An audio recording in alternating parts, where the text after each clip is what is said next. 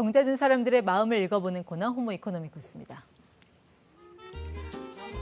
한때 빈병을 모아서 슈퍼마켓에 가져가면 돈을 줬습니다. 소주병 40원, 맥주병 50원, 또 직사각의 단단한 주스병은 값을 더 쳐줬고요. 자, 이제는 공병뿐 아니라 페트병과 알루미늄 캔까지 돈을 받고 버릴 수 있다고 하는데요. 사람이 아닌 로봇이 수거에 나섰습니다. 슈퍼빈 김정빈 대표에게 설명 들어보겠습니다. 대표님, 안녕하세요. 네, 안녕하세요. 자, 분리수거에서 창업 아이템을 찾으셨군요. 네. 분리수거 잘하는 남편이라 그런 거예요? 못하는 남편이라 그런 거예요? 아마도 못하는 남편이었기 때문에 네. 좀 더 잘할 수 있는 객관적인 기준을 갖고 있는 로봇을 만들고 싶지 않았을까 그렇게 생각합니다. 아, 그러니까 우리 재활용 현장에서 이 분리수거 꼼꼼하게 해주는 경비 아저씨 역할 같은 네. 그런 역할을 해주는 로봇을 만들었다. 그런 네, 말씀이신 것 맞습니다. 같은데 영상 보면서 자세한 네. 설명을 좀 들어볼게요. 네. 네, 바로 뭔가를 집어넣습니다. 네, 사람들이 이제 저렇게 생긴 디지털 장비, 네프론이라는 기계 안에 페트병이나 네. 이제 알루미늄 캔 같이 재활용이 가능한 것들을 넣으면 카메라가 저거를 이제 인식을 해보고 네. 재활용이 가능한 상태인지 아닌지를 판독한 이후에 어. 재활용이 가능하다고 판단되면 네. 받아들이고 그렇지 않은 것들은 이제 거부를 합니다. 그래서- 가능한 것과 가능하지 않은 게 어떻게 다르죠? 예, 가능한 것들은 실제로 이제 모아졌을 경우 재활용의 부가가치가 커지고요. 네. 그렇지 않은 것들은 재활용을 이제 망가뜨릴 수 있기 때문에 네. 거부할 수 있도록 훈련이 되어 있습니다. 저렇게 압착도 다 해주고 그런데 저기 꼭 뭔가 번호를 누르는데 핸드폰 번호는 왜 입력하는 거예요? 네, 이렇게 이제 개인들이 참여를 해서 재활용이 가능한 순환자원을 투입했을 경우 그런 것들이 창출할 수 있는 부가가치를 사용자들에게 돌려줄 수 있게 시스템을 설계했고요. 네. 사람들은 핸드폰 번호로 포인트를 적립받고 오. 그걸 현금으로 전환할 수 있도록 저희가 서비스를 함께 하고 있습니다. 그러니까 페트병 한 개를 넣었다. 네. 그러면 얼마 정도 가격을 지금 쳐줍니까? 페트병이나 알루미늄 캔이나 이제 상관없이 개당 10원씩 저희들이 제공을 하고 있습니다. 10포인트. 10포인트인데 그게 10원으로 전환이 됩니다. 그럼 그 포인트를 현금으로 쓰려면 어떻게 해야 돼요? 네. 저희 회사에서 이제 앱을 제공을 하고 있는데요. 앱을 다운로드 받아서 네. 사용을 해보시면 저 기계에 투입한 개수만큼 전화번호에 연동이 돼서 네. 이제 포인트가 적립이 된 걸 확인할 수 있고요.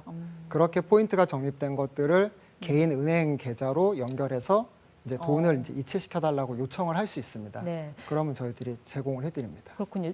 뭐 사용자 중에 뭐 빈도수가 좀 높은 분들은 네. 뭐꽤 많은 보상금을 또 받을 수 있겠어요. 네, 맞습니다. 개당 10원 정도의 보상이었지만 네. 사실 많이 사용하시는 분들은 한 달에 20만 원에서 30만 원씩 그래요? 수익을 올리시는 분들이 실제로 계십니다.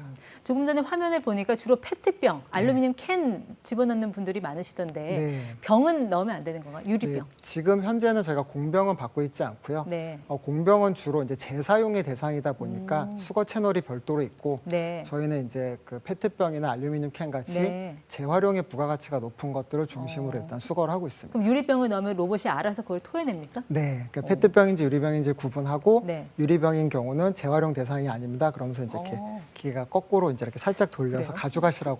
그걸 얘기합니다. 기계가 어떻게 다 인식을 하죠? 그 페트병이냐 유리병이냐 네. 뭐 알루미늄 캔이냐 이거를. 사실 이제 그게 아까 전에도 앵커님이 말씀하신 것처럼 경비 아저씨의 역할을 대신하는 건데요. 저희는 그 생활 폐기물에 대한 디지털 정보화 작업을 네. 진행을 하고 있고 그렇게 만들어진 디지털 정보를 가지고 인공지능이 딥러닝을 하고 있습니다. 네. 그러다 보니까 이제 경비 아저씨의 눈을 대신해서 네. 눈으로 이제 우리가 식별할 수 있는 그렇군요. 거는 카메라를 통해서 인공지능들이 식별할 수 있을 정도의 수준까지 올라와 그 있습니다. 선별 정확도는 어느 정도예요? 사실 현장에서는 99% 이상으로 보고 있습니다. 네.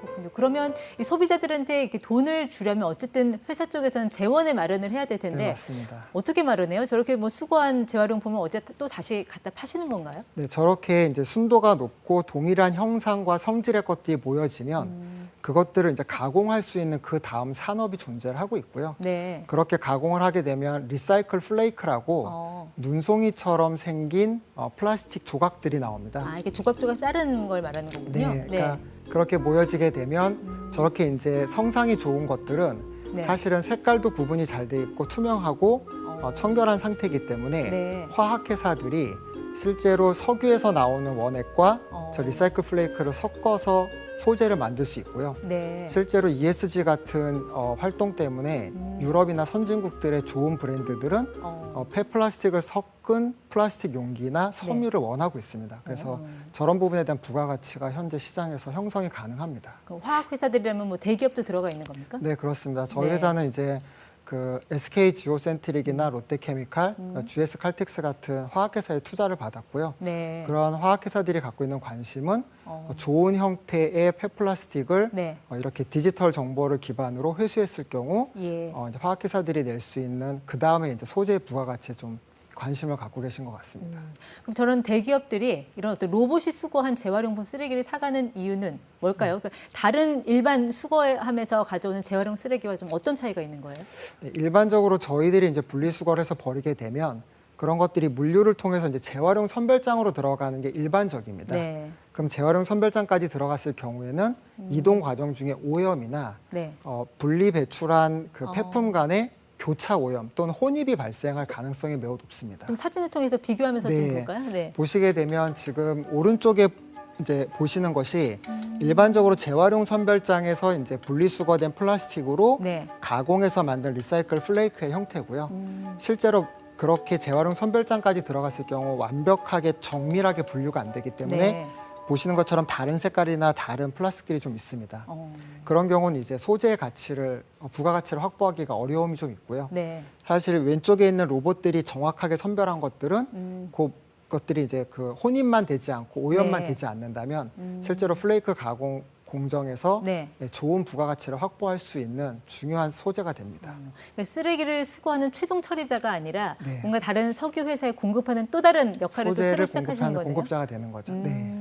그렇군요. 그럼 이제 분리수거 그 로봇이 전국적으로 한 몇 대 정도 깔려 있습니까? 현재 저희가 한 250대 정도 설치해서 운영을 하고 있고요. 네. 올해 한 500대까지 설치 운영하는 거를 목표로 하고 있습니다.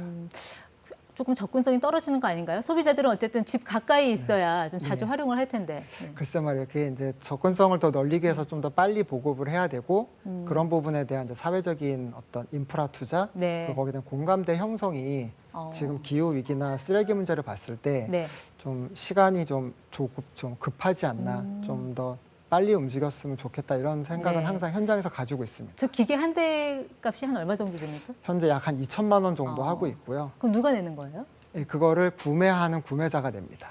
지자체가 되는 건가요? 네, 지금 현재 저희가 지자체를 중심으로 네. 기업들에게도 공급을 하고 있고요. 지자체들은 실제로 재활용의 부가가치가 높고 네. 시민들이 거기서 소득을 벌 수 있는 이제 하나의 채널로 또 네. 인정을 하고 있고 기업들은 이제 ESG 활동이나 또는 이제 써야 되는 좋은 양질의 폐플라스틱을 모으기 네. 위해서 기업들이 그런 데 이제 참여를 함께 하고 있습니다. 소비자도 설득을 해야 되고 기업도 설득을 해야 되고 네. 지자체도 설득을 해야 되는 건데 그 과정에서 좀 어려움이 많으시겠어요.